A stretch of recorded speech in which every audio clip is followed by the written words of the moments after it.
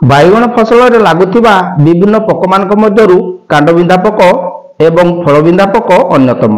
यही पोक बाइगण फसल को सबुठारु अधिक क्षति करथाय।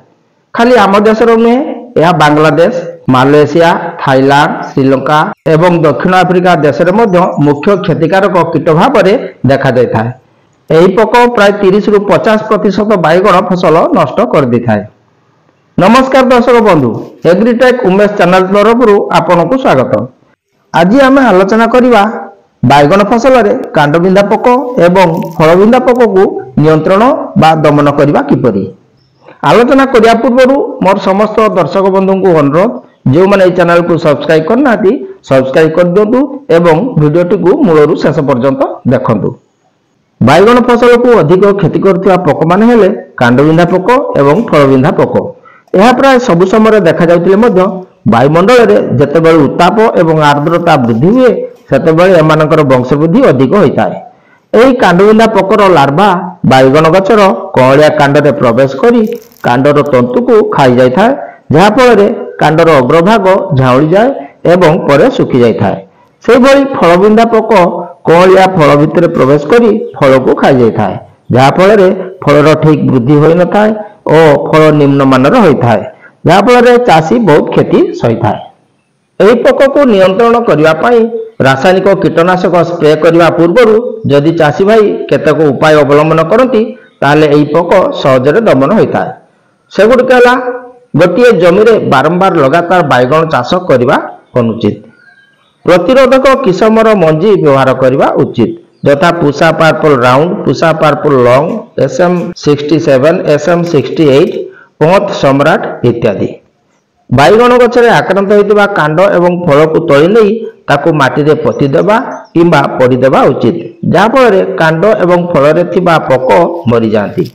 एकर प्रति अति कम रे गोटे किंबा दुईटी लाइट ट्रैप बा आलोक जंता बसाइबा उचित।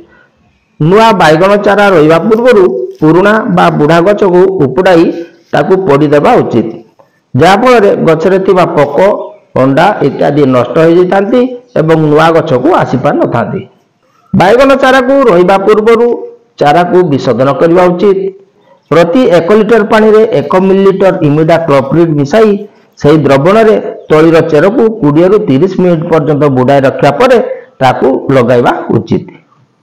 साधारणतः यही पोक गछर कांड को बा फल को आक्रांत कला परे ही चाषी भाई माने कीटनाशक स्प्रे करथांती, जहा फल यही पोक को दमन करने कष्टकर हो पड़े। जदि चाषी भाई माने गछ लगाइबार मासक परठारु 15 दिन अंतर 3 रु 4 थर स्प्रे करती ताले यही पोक को दमन करने बा नियंत्रण करने सहज होता है। एबे आमे आलोचना करवा eagri.org तरफ प्रकाशित केतक कीटनाशक जहाँ ठीक परिमाण एवं ठीक समय स्प्रे कले बाइगण गछरे कांडबिंधा एवं फलबिंधा पोक को दमन करि हेबो।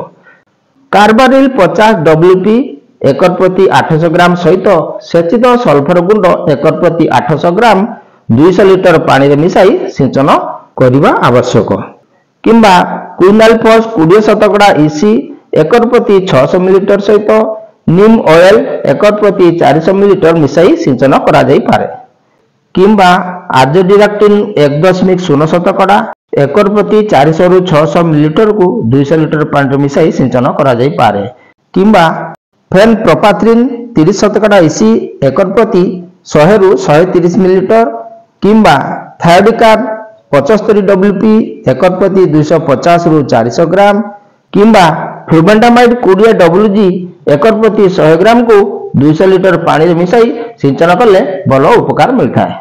विशेष ध्यान, सिंथेटिक पायरोथ्रेट जातीय कीटनाशक व्यवहार करने अनुचित, कारण ताहा द्वारा शोषक कीट मानकर प्रादुर्भाव बढ़ी जाय थाए।